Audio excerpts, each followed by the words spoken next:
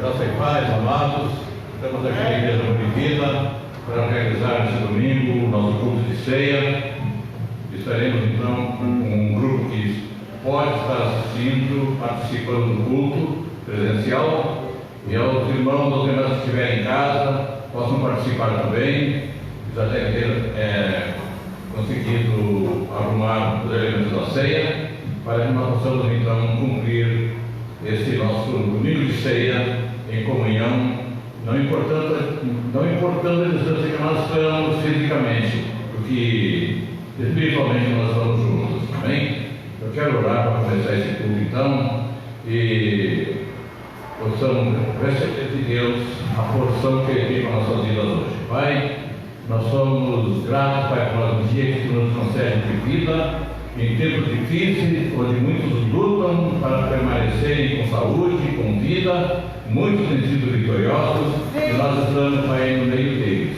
Fazemos parte desse exército que continua marchando, lutando e prevalecendo contra essa pandemia.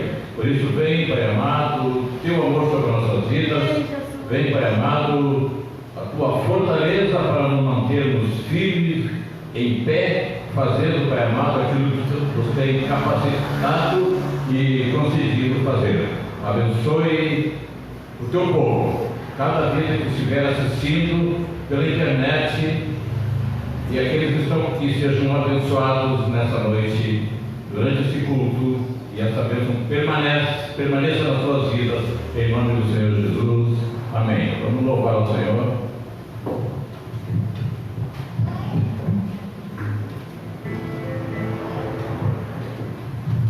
Paz do Senhor, irmãos, amém? Vamos estarmos na casa do Senhor, mais uma vez cultuando, adorando a Ele. E hoje nós temos mais um motivo ainda.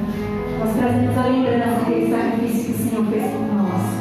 Então é motivo de festa, não importa como o mar está, nós temos o Senhor no nosso bar, nós temos motivos para celebrar a Ele, amém? A palavra diz que quando o Senhor estava na cruz, deu seu último suspiro, e o véu foi rasgado de alto a baixo. E a partir daquele momento, todos nós temos livre acesso ao Senhor, amém? A Bíblia diz que Ele não está distante, Ele não está com os ouvidos tapados para que não possa nos ouvir. Ele está aqui e Ele quer receber de você a melhor adoração, o melhor louvor, a melhor gratidão a Ele, amém? Nós vamos celebrar e dizer que nós estamos aqui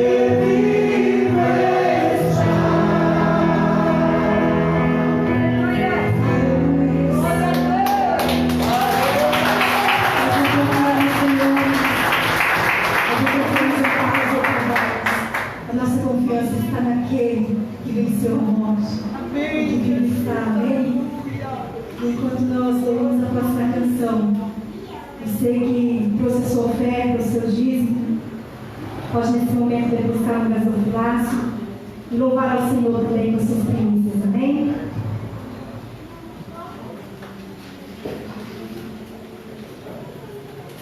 Glória a Deus.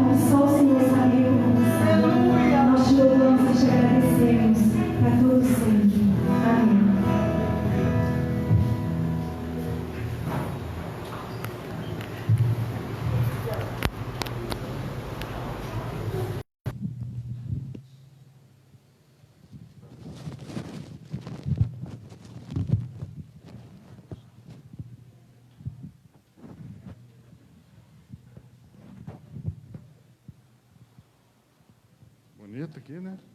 Show de bola.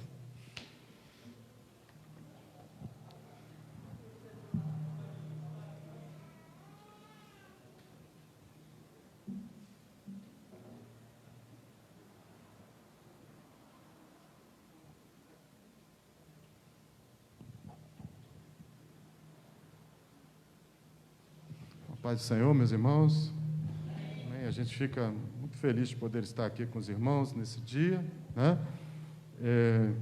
Do jeito que tem é tirar a máscara aqui.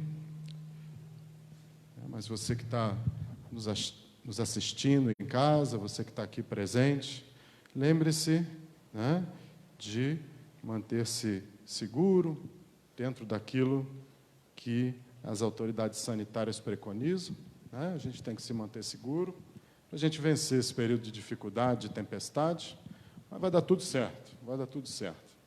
Deus está no controle, né? Deus está no controle.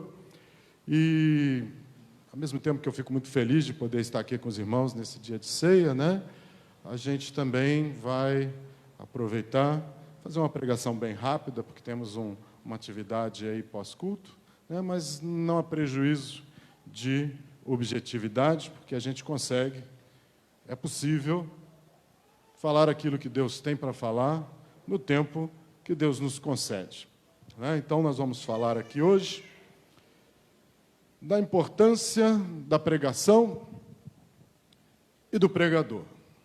Tá? E eu vou convidar você, tem sua Bíblia em mãos, para que abra em 1 Coríntios 9, verso 27. 1 Coríntios 9, 27. Amém? Encontramos? Amém. 1 Coríntios 9, 27, assim diz: mas eu esmurro o meu corpo e o reduzo à servidão, para que, tendo pregado a outros, não venha eu mesmo a ser desqualificado. Senhor, eu louvo o teu nome pela tua palavra, Senhor, e peço que nessa noite tu fales abundantemente aos corações, Senhor, tu fale àqueles que precisam ouvir de ti, porque precisamos ouvir da tua palavra, precisamos da tua presença, que cuida de nós, que nos livra de todo o mal. Pastor, eu vou desligar essas luzes aqui, tá? Eu fico ceguinho, vocês sabem que eu tenho fotofobia, né? Então, a luzinha me deixa meio cego, não consigo ler aqui, desculpa. Bom, nós falamos aqui de Paulo. Paulo, neste capítulo, da primeira carta aos crentes da igreja de Corinto, né? Corinto, uma cidade grega. Paulo começa defendendo a sua autoridade apostólica, né? Verso 3 desse mesmo capítulo 9 de 1 Coríntios, ele diz assim: a minha defesa diante dos que me questionam. A gente sabe que,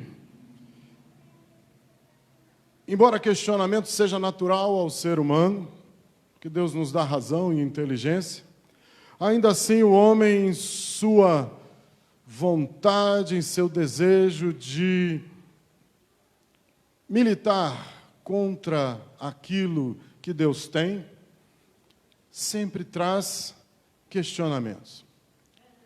Sempre busca trazer a sua própria interpretação, o seu próprio entendimento para as coisas de Deus.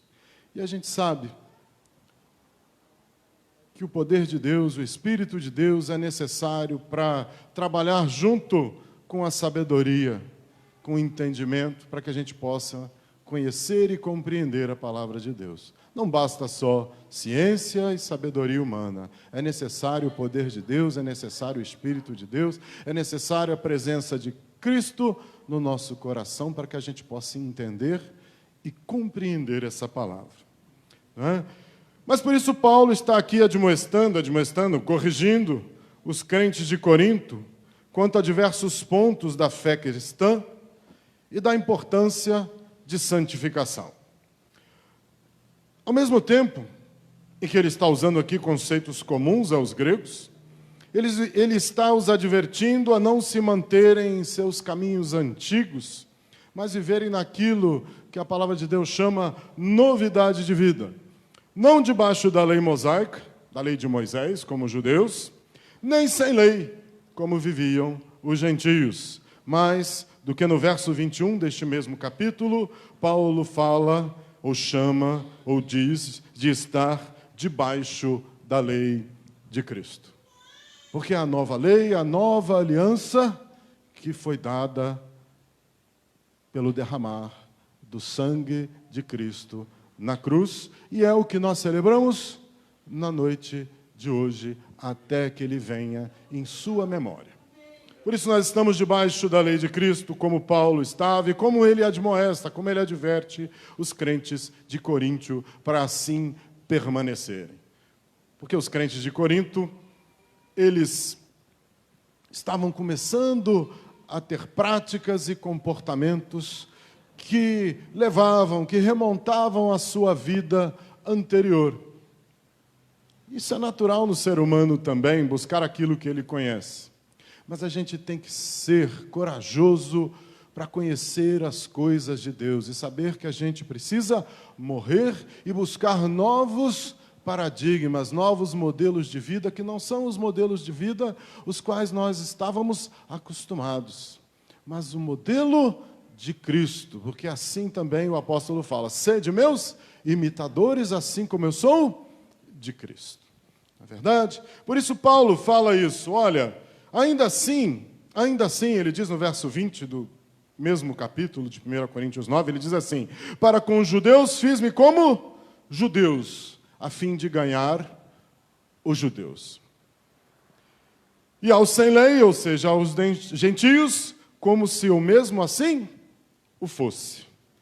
Não é? Porque se a gente mudar um pouquinho de capítulo, na mesma epístola, na mesma carta, no capítulo 1 de 1 Coríntios 22, 23, ele diz: porque os judeus pedem sinais e os gregos buscam sabedoria, mas nós pregamos o Cristo crucificado. É este o ponto importante, essa é a nossa bandeira, é assim que a gente tem que proceder, a gente tem que ter sempre como bandeira a Cristo crucificado. Embora a gente busque alcançar as pessoas onde elas estão, com uma linguagem que elas compreendam, porque sabedoria humana somente e belas palavras sem poder não significam coisa alguma, também está escrito nesta mesma carta. Ainda assim, Paulo buscava fazer-se junto aos judeus como judeus e junto aos gentios. Ele trazia e ele falava aos gentios termos e trazia para eles ideias que lhes eram comuns, que lhes eram de compreensão fácil. A gente lembra que Jesus Cristo falava para os pescadores de Cafarnaum, entre eles Pedro, Tiago, João, ele falava para eles como quem falava a quem? A pescadores. Falava e fazia milagres, tais quais pescadores conseguiriam compreender. E ele os chamou de pescadores de homens, porque assim eles podiam compreender.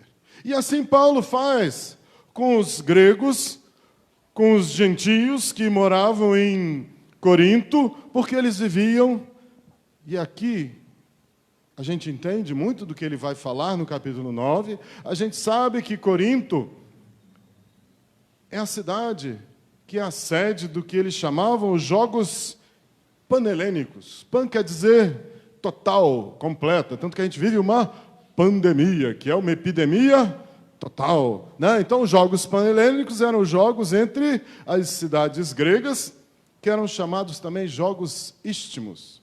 Istmos, para quem lembra de geografia, é aquela faixinha de terra que liga um continente a uma outra faixa de terra maior. Então, Corinto ficava justamente no Istmo, nessa faixa de terra que liga o continente da Grécia a uma península onde fica, por exemplo, a cidade de Esparta, que chama Peloponeso.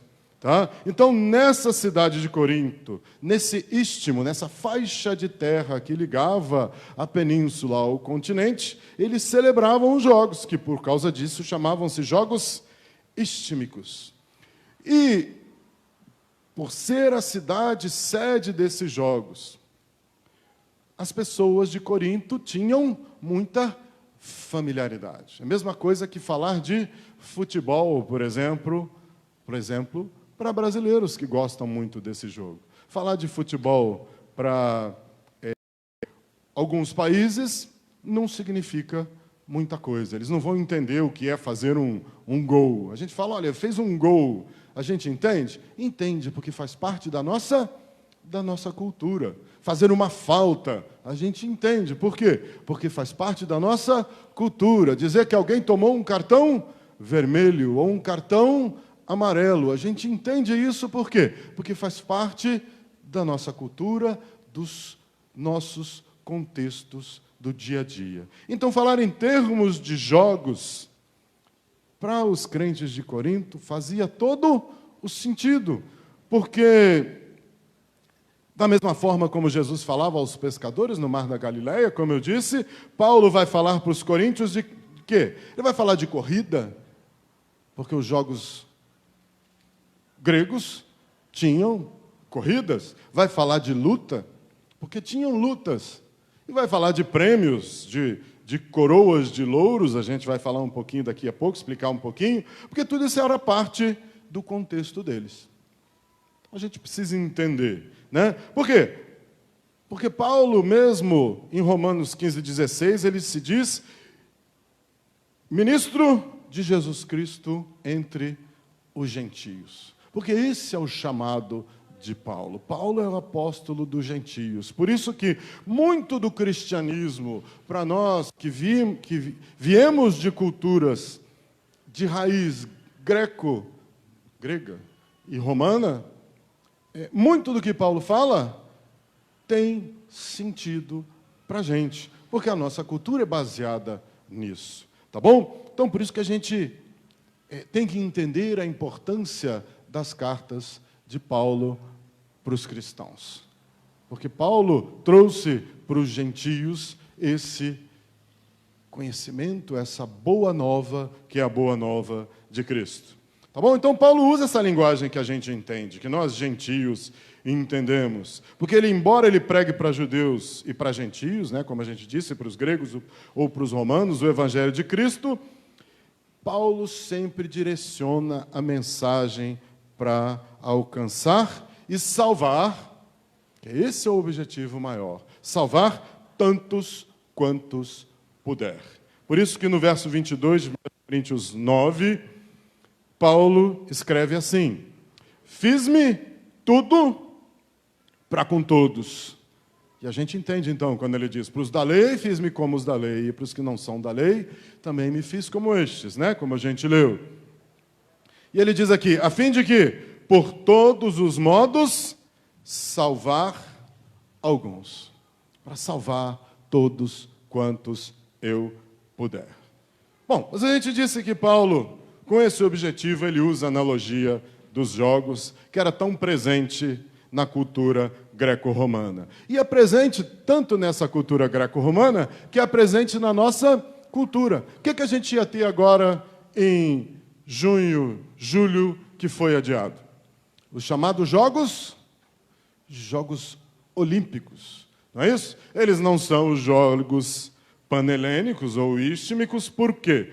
Porque existia, naquele tempo, na Grécia, vários jogos, dependendo da cidade onde eles eram celebrados. Então, os Jogos Olímpicos, eles eram realizados em Olímpia, perto do Monte Olimpo, que era o monte onde se dizia moravam os deuses gregos. Não é isso? Então, eles eram feitos, e esses jogos, é importante a gente entender o contexto cultural da época, tá? Eles eram celebrados em homenagem aos deuses que habitavam aquela cidade próxima de onde se faziam os jogos. Então, os Jogos Olímpicos, eles eram celebrados em honra ao Zeus Olímpico, né? Ao Zeus que morava no Olimpo. E os Jogos Istmicos, eles eram celebrados em honra a Poseidon. Por quê? Porque Corinto fica perto do mar Egeu. E Poseidon, a gente sabe, ou Netuno, como chamam os romanos, é o deus dos mares.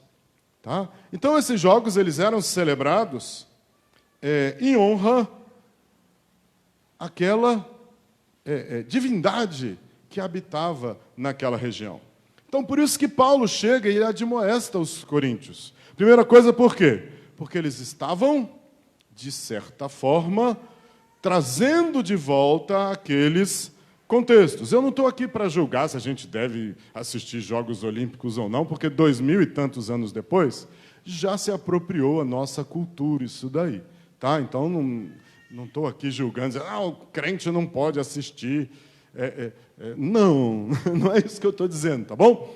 Eu estou colocando contexto histórico para você entender o que Paulo está falando, porque nós estamos falando das pessoas daquela época que realmente, quando iam ao estádio assistir a corrida, dependendo da situação, estavam ali para honrar a Poseidon, por exemplo. Tá bom? Então, vamos com calma, tá? Mas é importante para você entender por que Paulo fala sobre isso. Por quê? Porque nessa cultura, vencer a competição era importante porque trazia prêmio. Prêmio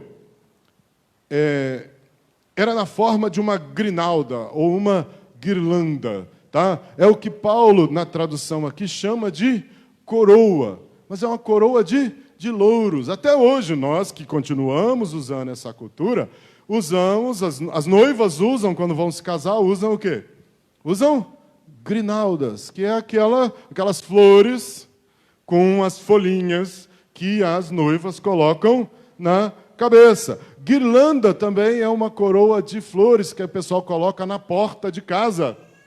No período do Natal, por exemplo, o pessoal coloca lá a guirlanda com as flores. Ou, na mesma raiz de língua, vem a palavra galardão, que é tudo da mesma raiz em grego. Então, nós não estamos falando aqui de uma coroa de rei. Então, galardão é no sentido do prêmio da coroa de louros que ganhava quem ganhava a corrida, quem ganhava a luta, quem ganhava na Olimpíada. Hoje, no lugar de uma coroa de louros, o que a gente dá para o vencedor? A gente dá uma medalha. Vocês já viram que muitas medalhas, até medalhas militares, hoje tem o quê? Tem uma estrela e em volta tem uma guirlanda, ou um galardão, ou uma grinalda, dependendo de como você quiser traduzir, que é uma coroa de enfeites, com flores, folhas, né? Que é basicamente a medalha de reconhecimento para o vencedor. E aí a gente entende, então, quando Paulo fala do galardão. Então, o galardão, hoje, para você entender, é como se fosse uma medalha que você ganha por ter prestado um bom serviço. Então, você vai lá e ganha a medalha de 10 anos de serviço, ou a medalha do mérito judiciário, tarará, ou a medalha da cidade de São José dos Campos. É porque você prestou um bom serviço, porque você realizou algo que merece uma comenda. E isso vem dessa cultura dos gregos, dos jogos. Tá? Por quê? Porque quem recebe esta medalha, e até hoje é assim, o pessoal vai num evento e coloca aqui a medalha que ganhou. Por quê? Porque aquilo simboliza o reconhecimento de quem fez algo importante, de quem venceu alguma coisa. Mas naquela época, esse reconhecimento, então, dos jogos era o reconhecimento para o atleta e a glória para quem? Para a divindade, no nome do qual se realizavam aqueles jogos. Tá? Então, a divindade homenageada, porque dar glória é dar homenagem a alguém. Tá? Então, nesse contexto, a gente passa a entender a analogia que Paulo passa a utilizar. Por quê? Porque ele usa a analogia da coroa de louros do atleta vencedor. Vocês são conhecedores da palavra de Deus, como o quê? Como o galardão, o fruto, a recompensa do trabalho árduo e esforçado do atleta cristão para o crente que objetiva a glória de quem? A glória de Deus. A glória de Deus. Isso tudo ele coloca no contexto dos gregos para que eles pudessem entender. Tá? Até hoje fica fácil da gente entender, porque a gente consegue entender que quem ganha uma competição, ganha uma medalha. E aqui essas competições, até hoje a gente faz competição, às vezes a gente faz o torneio de futebol dos... Quantos anos da igreja a gente fez, Paulo? Da última vez, mas fizemos um torneio, lembra? O Gabriel até hoje tem uma camisa, não joga nada, Gabriel, coitadinho, está lá me vendo em casa. Mas ele tem uma camisa da igreja com o nome lá, Gabriel, atrás. Por quê? Porque foram os jogos que a gente fez em homenagem a quem? A o evento especial. Tá bom? Então, gente, esse que é o contexto. E por isso que Paulo fala, verso 26 do capítulo 9 de 1 Coríntios, assim corro também eu, não sem meta. Assim luto, não como desferindo golpes no ar. Porque ele está falando, então, de quê? Ele está falando para os gentios, para eles entenderem o contexto de que, Para o cristão é importante também buscar o quê? Buscar, ao final do seu esforço, o galardão. O esforço do cristão precisa ser feito não para ganhar dinheiro, não para ganhar propriedades ou posses, mas ele deseja, como o atleta, chegar ao final e ser reconhecido. Reconhecido pelas pessoas? Não. Ser reconhecido por Deus, que vai chegar para cada um de nós e vai trazer os nossos galardões. Ele vai dizer assim: servo bom e fiel, assim como foste fiel no pouco, foste também fiel no muito, e está aqui o teu galardão, a tua medalha, o teu reconhecimento. E é isso que Paulo nos estimulou. Olha, você como cristão tem que se esforçar para fazer a coisa certa, para fazer como um atleta que se esforça. Você tem que buscar o seu galardão. O seu galardão. Tá? Lembre-se que não estamos falando aqui de salvação. Salvação é para todo aquele que crê. Porque para isso morreu Cristo. Mas nós não estamos falando de salvação, nós estamos falando de galardão. De galardão. Tanto se olha militares, tem. Às vezes todo mundo tem o mesmo posto, mas um tem 5 medalhas, outro tem 6, outro tem 7. Depende do quê? Do seu esforço. Aquilo ali é o reconhecimento. E é esse que é o sentido que Paulo quer colocar. E ele quer colocar também o sentido de que a glória não é do atleta vencedor. A glória não é de quem ficou em primeiro, a glória não é de quem ficou em segundo, a glória não é de quem ficou em terceiro. A glória é de Deus. O atleta está correndo para dar glória para Deus. O crente busca fazer a obra para trazer glória para Deus e não para si mesmo. É isso que Paulo está dizendo para que os gregos entendam no seu contexto cultural. Tá bom? Muito bem. Então, Paulo fala isso para os gentios de Corinto. E ele começa, durante todo esse contexto, a desenvolver essa ideia. E ele usa 2 tipos de esporte que eram muito comuns para explicar isso também. Ele usa a corrida e a luta, né, que até hoje tem nos Jogos Olímpicos modernos, vamos dizer assim, aquilo que se chama luta greco-romana. Então, quem acompanha sabe que existe essa modalidade esportiva. Lembra, tudo dentro de um contexto cultural de hoje em dia. Não vamos misturar as coisas, tá? Vamos misturar, não. Tá? Bom, mas ele fala aqui da corrida dos jogos, né? E ele fala em correr com o objetivo de alcançar a vitória. Porque quem entra para correr sem buscar alcançar a vitória, já entra derrotado. E a palavra de Deus diz que nós não somos derrotados, nós somos vencedores, que nós somos mais até do que estes vencedores em Cristo Jesus. Mas nós buscamos a vitória, nós buscamos a medalha da vitória. A gente tem uma medalha, nas suas amadas, chama medalha da vitória. Tá? Mas é isso que a gente busca, porque sem vontade, sem foco, não se chega ao nosso objetivo final. Tá? Então, por isso que no verso 24, Paulo fala assim: corram de tal maneira que ganhem o prêmio. Então ele fala assim: entre na pista para ganhar a medalha. Não entre para ficar sem chegar ao final. Deus é tão bom que é que nem essas corridas de 10 quilômetros que tem, né? Todo mundo que chega no final ganha uma medalha. Não é isso? Então ele não está preocupado, tá, em você derrubar a pessoa que está correndo do seu lado, não. Ele está preocupado que você chegue no final e que você chegue bem no final, porque ele tem uma medalha para você. Ele tem um prêmio para você, ele tem um prêmio, e Paulo fala isso, ele tem um prêmio para mim, um prêmio para cada um de nós. Por quê? Porque se nós somos cristãos, nós não podemos ser mornos, nós não podemos ser sem vontade, sem foco, correr sem se esforçar, sem fazer o melhor de cada um de nós, para a gente chegar bem no final. Por quê? Porque a gente quer vencer, e quer vencer para dar glória para o nosso Deus. Tá bom? Então, a gente não pode ser sem vontade, sem foco, sem o desejo de olhar para o alto. Por quê? Porque Deus está lá na tribuna olhando e Ele vê você passando na linha de chegada e Ele olha e diz, como a gente já falou aqui hoje, servo bom e fiel, atleta esforçado, eu tenho alegria em te entregar, de descer aqui da minha tribuna nos lugares celestiais e te entregar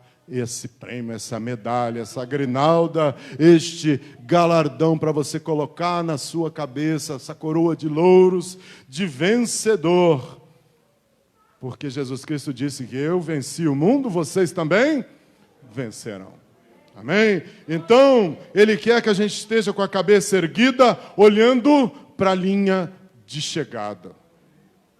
Isso que é importante. Quem corre sabe que você não pode correr que nem um tatu, olhando para o chão. Por quê? Porque a corrida fica longa. Você tem que correr olhando para onde? Você tem que correr olhando para frente. Olhando para frente, tá? Para você conseguir chegar. Porque se você fica olhando para baixo que nem um tatu, vai ficar longo o caminho. Tá bom? Então a gente tem que ter a cabeça erguida, olhando para o alto, para a linha de chegada. Tá? Em Hebreus 12, 1 e 2 fala isso. Né? Hebreus possivelmente foi escrito por Paulo, possivelmente por Timóteo ou outros, mas lá, como o livro certamente foi inspirado pelo Espírito Santo, Hebreus 12, 1 e 2 também diz isso. Diz assim, corramos com perseverança a carreira que nos está proposta, olhando firmemente para o autor e consumador da fé. E ele deixa claro quem é: Jesus. Está escrito. Está escrito. Né? Então a gente tem que correr com perseverança. Perseverança quer dizer o quê?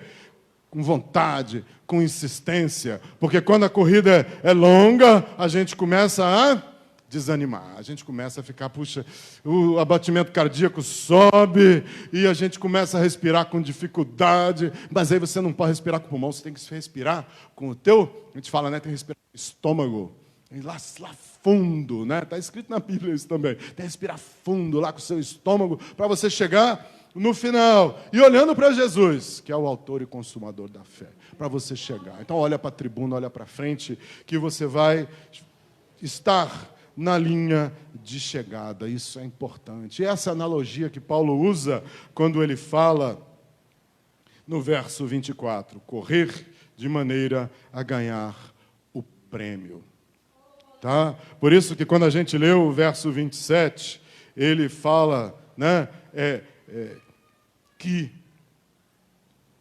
a gente não pode desistir. Mas não vamos chegar lá. Não vamos chegar lá. Também fala Paulo na luta da carne com o Espírito. Você lembra que ele usa duas analogias. A primeira analogia é a corrida. A outra é a luta greco-romana. Por que a luta da carne com o Espírito? Porque a carne e o Espírito são opostos. Está escrito. Né? Porque um militar vem de guerra. Porque um guerreia contra o outro. A carne guerreia continuamente contra o Espírito. Está em Gálatas 5:17. Você pode ler depois, você vai ver que a carne milita contra o Espírito. Ou como Pedro diz, a carne faz guerra contra a alma. Está em 1 Pedro 2:11. Né? Então, até hoje a luta greco-romana é essa modalidade das Olimpíadas de Verão. Né? Mas Paulo está falando que não é só você ser bom em potencial. Você pode treinar bem. Tem gente que treina bem, mas chega na hora do combate, chega na hora da luta, o sujeito amarela. Não é isso que a gente fala? Né? O camarada amarela. Você não pode amarelar na hora da luta da carne contra o espírito. Não adianta ter só um bom potencial, tem que ser efetivo. E a isso Paulo chama, não adianta esmurrar o ar apenas. Já viram aqueles caras em filme? Chega o cara, começa a fazer um monte de socos no ar e tal, aí chega na hora da luta, é um brincante, um cara de pau. Primeiro soco que dá, queixo de vidro, cai no chão e apanha e perde, tá? Então não pode se esmurrar o ar apenas, tá? Então não se deve entrar no ringue para combater a carne e sempre apanhar dela. Tem gente que apanha da carne todo dia, né? Por isso que Paulo, é interessante que Paulo fala aqui em esmurrar o corpo, tá? A palavra que ele usa é muito mais forte que esmurrar em grego. Ele está falando em contundir a parte do rosto sobre os olhos. Em outras palavras, ele está dizendo para deixar o olho roxo. Então, se você entra numa luta para deixar a outra parte de olho roxo, é porque você está realmente partindo para o combate.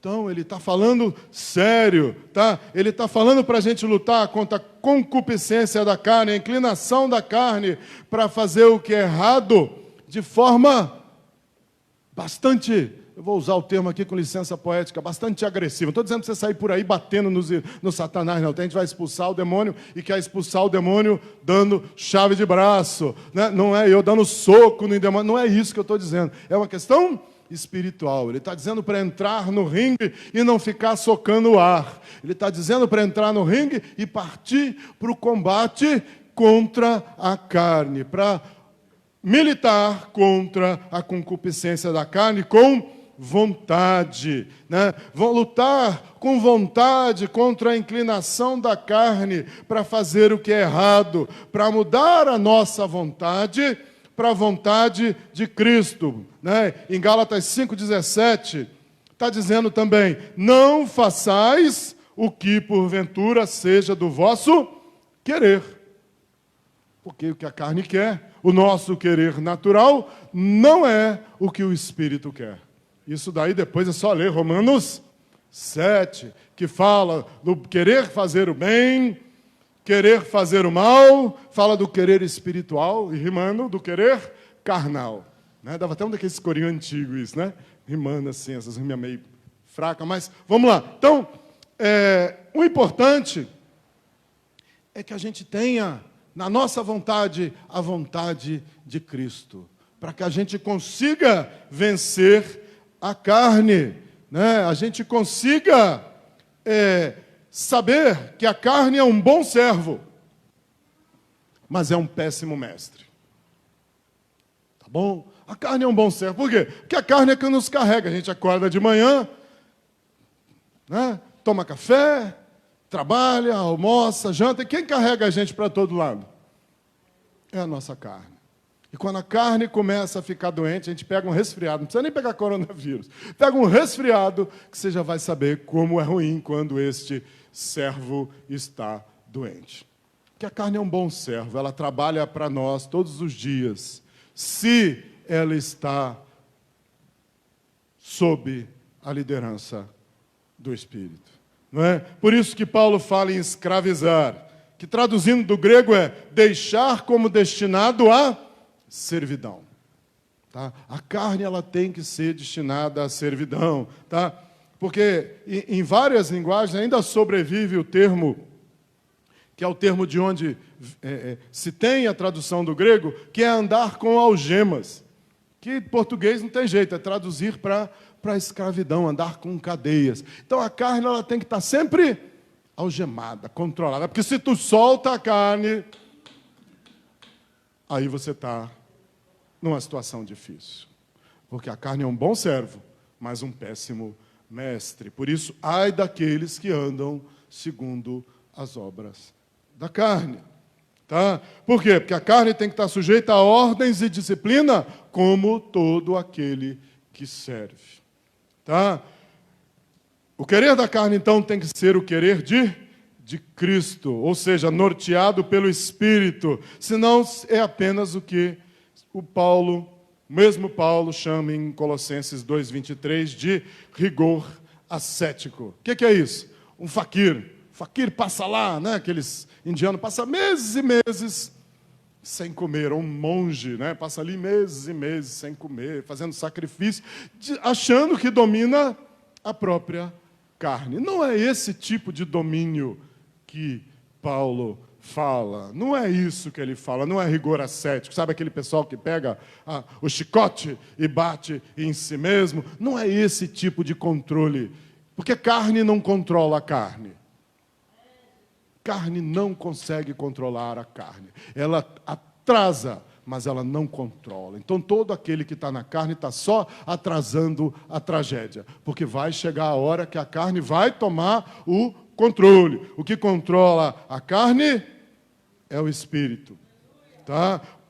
2 Coríntios 10, 3, 4 fala assim: porque embora andemos na carne, não lutamos segundo a carne, porque as armas da nossa luta não são carnais, mas poderosas em Deus para destruir fortalezas. Então, as armas para vencer a carne não podem ser carnais. É por isso que Efésios 6,12 fala sobre isso, né?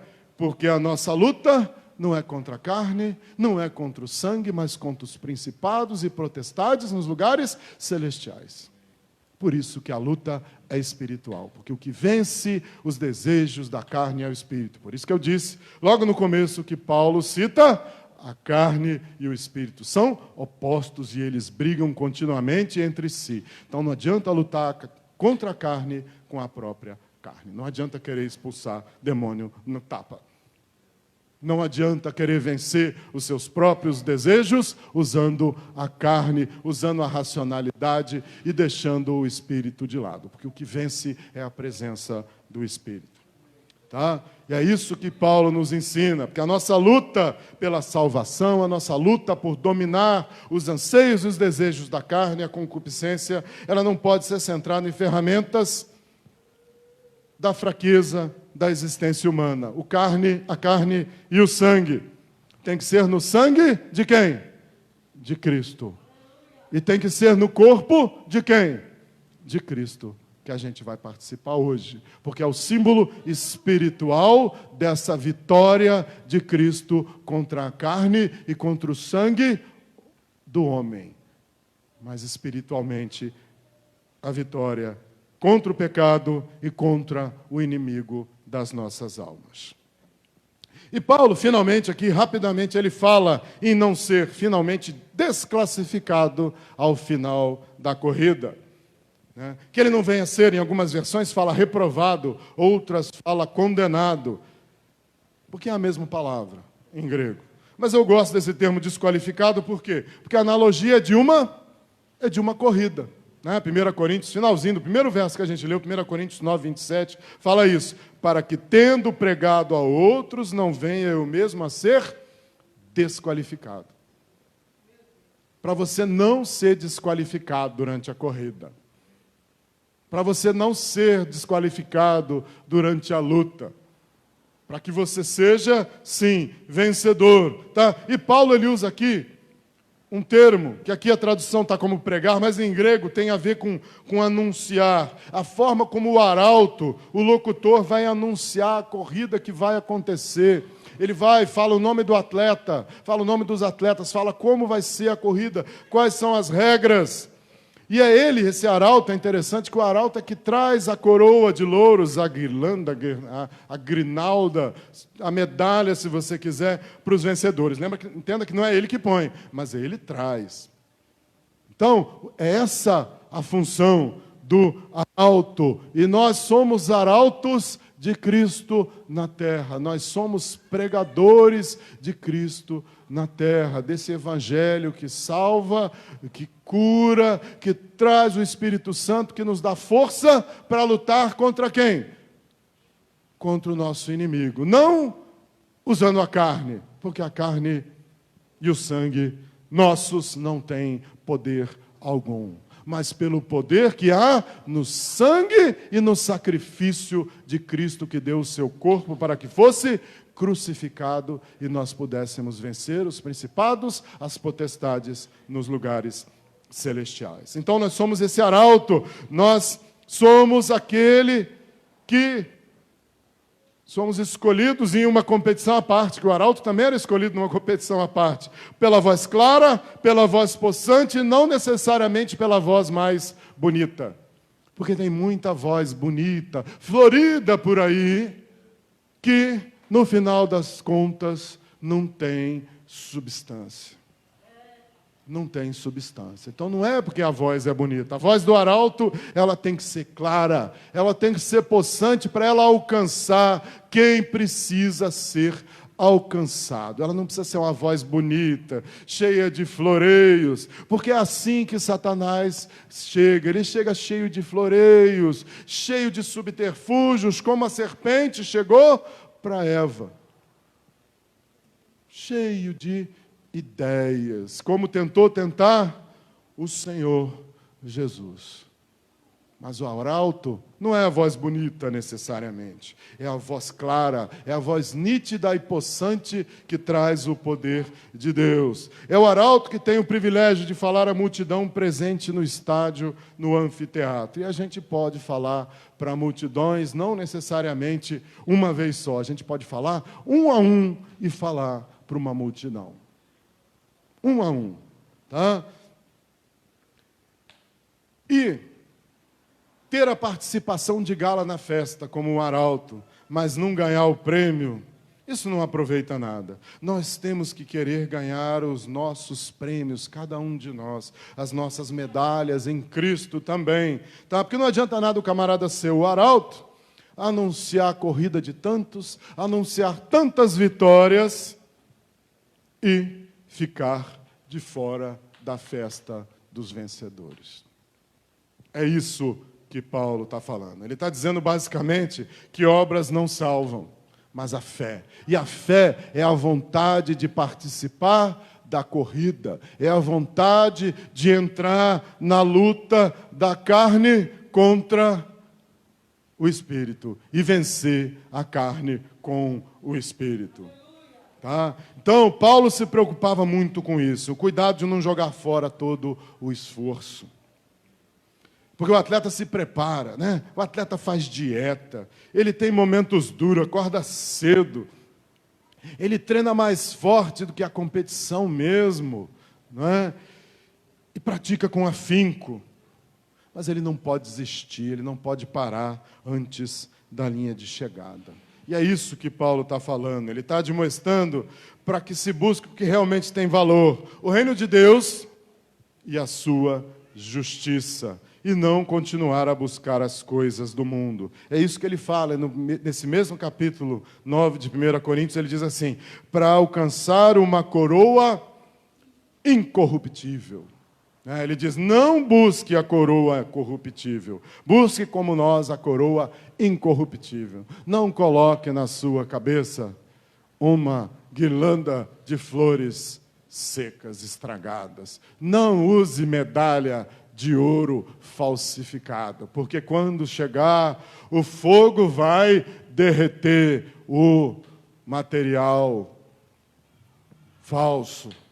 E aí foi-se embora o prêmio. A gente tem que buscar o prêmio de verdade e buscar com afinco e não parar antes da linha de chegada, né? Buscar o prêmio incorruptível, tá? E em oposição a buscar as coisas dos homens, ele fala no verso 26, né, que a gente está aí no capítulo 9, ele fala assim, como quem corre sem alvo, sem objetivo. Lembra que a gente fala, você vai correr? Corra com objetivo. Olhe para onde você quer chegar, e você quer chegar no final, você tem que olhar para Cristo para poder chegar no final. E todos nós, e Paulo falava, eu também preciso fazer isso, porque não quero, após anunciar esse evangelho a tantos, não chegar no final e deixar de receber o meu prêmio. Né? Por isso que Paulo fala isso para Timóteo, encerrando aqui, 2 Timóteo 4, 7, 8, ele fala um verso muito conhecido, e que a gente possa falar isso quando chegar o nosso dia, dizer, não é? 2 Timóteo 4, 7, 8, se você quiser, abra aí, que é o último verso. Esse é muito importante da gente guardar no coração. Porque é assim que o cristão tem que terminar. Assim que o cristão tem que terminar a sua corrida, assim que ele tem que terminar a sua luta. Porque aqui diz, Paulo falando para Timóteo, que à época era bispo em Éfeso, ele diz assim: combati o bom combate. Combati o bom combate. Eu usei as armas do Espírito para lutar contra a carne. Usei tudo isso para que o Evangelho de Cristo fosse pregado. Eu falei para o judeu como se judeu fosse, para que ele pudesse entender. Eu falei para o gentio como se gentio fosse, para que ele pudesse entender. Eu fui aonde precisava do Evangelho ser pregado e preguei esse Evangelho. Eu me fiz fraco com os fracos. Está lá naquele mesmo capítulo 9. Mas eu fui lá, eu combati esse bom combate. Eu fui lá e neguei a minha carne, eu esmurrei a minha carne. Eu deixei a minha carne de olho roxo, espiritualmente falando. Não vá sair por aí, fiz bobagem aqui, pequei, vai lá no espelho, dê soco no seu olho. Não faça isso, não é isso. Não é isso, é espiritualmente. Toda vez que você vence as obras do pecado, da morte e do diabo, você esmurra a carne. Você deixa a carne de olho roxo. Por quê? Porque quando a carne está de olho roxo, ela está de olho inchado. E aí, os olhos que são a entrada para a alma, para o pecado, estão ali fechadinhos. Então, é melhor entrar no céu sem olhos e sem braço, não está escrito? É melhor arrancar os olhos e entrar no céu. É nesse sentido. Não está dizendo para você pegar uma faca e furar os seus olhos quando você pega. É isso, nesse sentido espiritual. E é isso que ele está falando. Eu combati o bom combate. E diz, eu completei a carreira. Tipo assim, eu cheguei no final da corrida. Foi difícil. Coração chegou lá em cima, o batimento. O pulmão não queria respirar mais, mas eu não parei, eu fui até o final, porque eu estava olhando para quem? Eu estava com os olhos na chegada, porque lá na chegada estava Cristo com a minha medalha, a minha guirlanda, o meu galardão, que é a mesma palavra, em mãos, para me entregar quando eu chegasse. E é esse prêmio que eu estou buscando. E ele diz assim, guardei a fé. Porque a fé é que é o nosso combustível. Quando a gente acha que a gente está ali, estamos perdendo para a carne, a gente faz o quê? A gente vai lá na fé, e a fé nos levanta. Quando a gente está perdendo forças na corrida espiritual, a gente vai lá e busca na nossa fé. Porque com a fé é que a gente caminha, corre mais uma volta. E Paulo diz aqui, desde agora me está guardada a coroa da justiça, o galardão da justiça, que o Senhor, reto juiz, me dará naquele dia. Que a gente possa relembrar nessa noite aquela coroa de justiça, o galardão de justiça, o prêmio de justiça que nos seja dado pelo Senhor, que é juiz justo, que vai nos dar naquele dia. Por ele diz, fazei isso em minha memória até que eu volte. Porque ele vai voltar. E ele vai trazer o galardão de cada um de nós. Assim eu creio. Assim eu creio. Porque o Senhor é que nos fortalece, Ele é que cuida de nós, Ele é que nos leva para os lugares mais altos, mesmo quando a gente não tem mais força para escalar. Ele é que nos faz cruzar a distância a nado, quando a gente não consegue mais fazer braçadas. Ele é que faz a gente velejar para o outro lado, nos trazendo vento, quando a gente acha que não tem mais vento. E assim vai. Quando a gente acha que a gente não consegue, Ele vem e nos fortalece. Porque bendito é o nosso Deus, nossa fortaleza, bendito é o nosso refúgio. Ele que age poderosamente. E bendito seja o nome do Senhor. Amém? Vamos levantar, porque essa noite é a noite de ceia. Eu fui mais longe, 10 minutos mais do que eu queria. Peço perdão. Mas, nessa noite nós vamos participar justamente de em memória dessa carne e desse sangue que foi dado para que nós pudéssemos vencer a nossa carne, porque Ele derramou o sangue e deu o seu corpo por nós, pelos nossos pecados. Amém? Então vamos orar aqui para encerrar e vou passar aqui o microfone para o pastor. Senhor nosso Deus, nosso Pai, nós louvamos o Teu nome, agradecemos a Ti, porque Tu és o nosso Deus que nos fortalece quando estamos desfalecidos, quando estamos perdendo o combate, Tu nos fortalece, Tu nos dá vitória, porque Tu és um Deus que nos faz mais que vencedores em Cristo Jesus. Louvamos o Teu nome, Senhor, que possamos participar nessa noite, na Tua mesa, e que possamos nos examinar e saber que precisamos vencer as nossas próprias dificuldades, mas que Tu é que nos fortalece para vencer, porque Tu és o nosso Deus que está conosco em todos os momentos, em todas as coisas, no mais alto dos montes, ao mais fundo dos vales, Tu estás conosco, no dia mais ensolarado e na noite mais escura, Tu estás conosco, porque pela fé que guardamos, Tu nos conduzes, Senhor. No nome do Senhor Jesus te louvamos. Amém.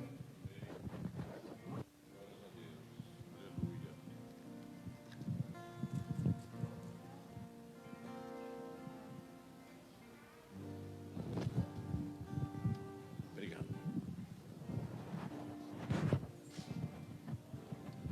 Glórias a Deus. Vamos dar início a esta cerimônia de ceia. Eu gosto de chamar de cerimônia, é um cerimonial. Essa lembrança que nós temos daquele sacrifício de Jesus naquela cruz, pelas nossas vidas, para resgate das nossas vidas, para nos perdoar os nossos pecados, aquilo foi um grande cerimonial, porque ali se travou um combate terrível, onde sobre ele foi imputado todas as nossas culpas, e ali, por amor, ele nos perdoou. Por isso, eu quero ler uma passagem mais reduzida hoje, onde nós já lemos algumas vezes, na ministração da ceia, essa passagem de 1 Coríntios. Paulo fala no capítulo 11, dizendo que ele recebeu do Senhor o que também vos ensinei, que o Senhor Jesus, na noite em que foi traído, ele tomou o pão, e tendo dado graças, o partiu e disse: tomai, comei, isto é meu corpo, que é partido por vós, fazei isso em memória de mim. Semelhantemente, também, depois de cear, tomou o cálice, dizendo: este cálice é o novo testamento no meu sangue. Fazei isso todas as vezes que beberdes, em memória de mim. Porque todas as vezes que beberdes este pão, e comerdes deste pão e beberdes deste cálice, anunciais a morte do Senhor até que venha. No 28 ele fala: examine-se, pois, o homem a si mesmo, e assim coma desse pão e beba desse cálice. Então Deus nos dá realmente esse privilégio maravilhoso. A partir do momento que nós temos aprendido, e nessa noite nós aprendemos mais um tanto, falando de repente de nós não perdermos a fé, sermos vencedores nessa carreira que nos está proposta. E essa carreira, ela acontece num caminho que é Jesus Cristo, e nos leva para um pódio, para recebermos a coroa da justiça, que é aquela porta, que será aberta diante de nós, embora seja uma porta estreita, mas nós a encontraremos, porque a luz do mundo, que é Jesus Cristo, Ele nos orienta no sentido de nós buscarmos, perseverar, não desistir, como o pastor Eduardo colocou tão claramente, para que nós tenhamos entendimento dessa passagem, ali do final de 1 Coríntios 9. Todo versículo, capítulo 9, o 10 também. E nós possamos, então, sedimentar esse nosso conhecimento e viver por ele, não apenas saber que existe essa palavra, decorarmos esses versículos, combati o bom combate, mas nós temos que combater mesmo, não apenas falar que combateu, É preciso mesmo. E se nós combatemos, é porque nós temos um inimigo para vencer, um objetivo para receber, que é a nossa salvação eterna. Por isso nós fazemos menção ao nome do Senhor Jesus, daquela vitória que Ele obteve naquela cruz. Ele venceu a morte. E a nós que cremos e somos escolhidos dEle, nós vencemos junto com Ele. E Ele deixou então essa porta disponível, a presença eterna da nossa vida com Deus. Por isso nós valorizamos o culto de ceia, valorizamos cada irmão, cada vida que Deus coloca na igreja. E nós ministramos uma palavra de conhecimento, uma palavra que revele realmente a vontade de Deus, que a pessoa possa vencer essa carnalidade, que ela é tão visível, e muita gente que às vezes até participa de uma igreja, mas não conseguiu ainda sobrepujar. O seu espírito ainda não prevaleceu. E o Senhor nos dá tempo para isso. E nós estamos vivendo esse tempo. Cada dia é um tempo novo, é uma nova oportunidade de nós ouvirmos a palavra e amar essa palavra, permitir que ela faça parte da nossa vida a cada dia, nos negando, esmurrando o nosso corpo, né? Espiritualmente. Eu negue-se de Jesus, negue-se. Quando eu me nego, eu estou me esmurrando. Eu estou fazendo aquela criatura, velha criatura, morrer. Se esmurrando, eu estou matando a velha criatura. Amém, igreja? Por isso, nessa noite, nós estaremos então agora consagrando esses elementos e ministrando realmente esse cerimonial, em nome de Jesus.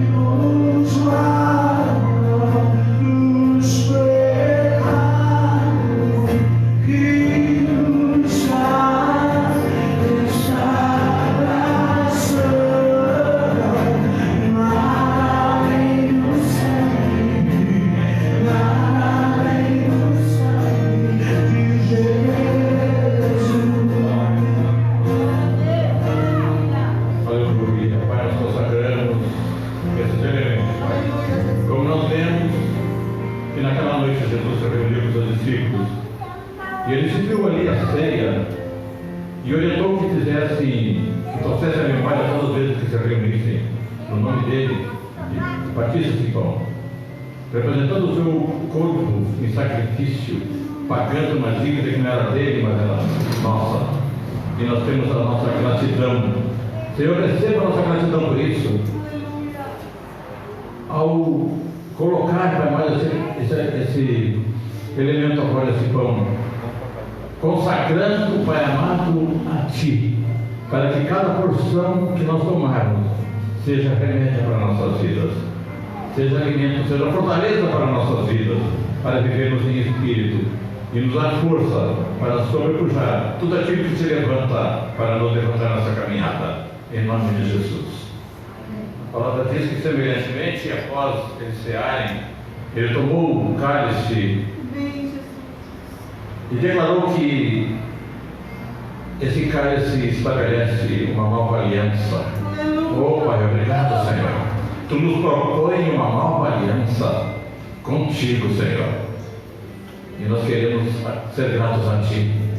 E ao compartilhar, Pai amado, deste símbolo consagrado, daquele sangue, nós possamos, Pai amado, sair daqui nessa noite mais fortalecidos na fé, perseverarmos, jamais desistirmos, para podermos declarar que nós combatemos em um bom combate, guardamos a carreira, guardamos a nossa fé, em nome de Jesus. Amém.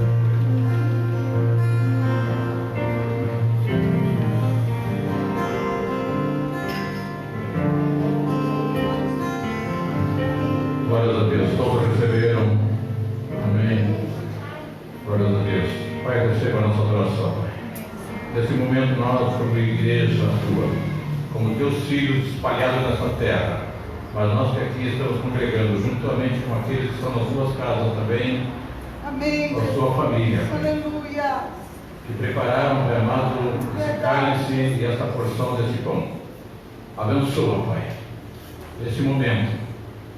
Seja isso, Pai amado, uma declaração de obediência, submissão, adoração e exaltação Tua. Amém. Em tudo nós queremos, Pai amado, sermos olhados por Ti e aprovados por Ti.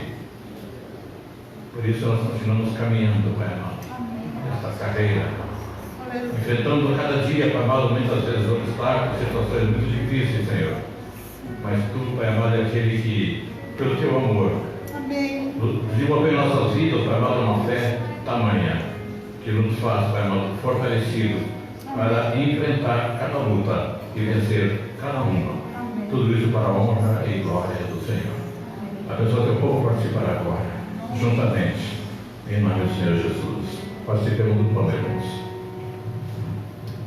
E em seguida do cálice.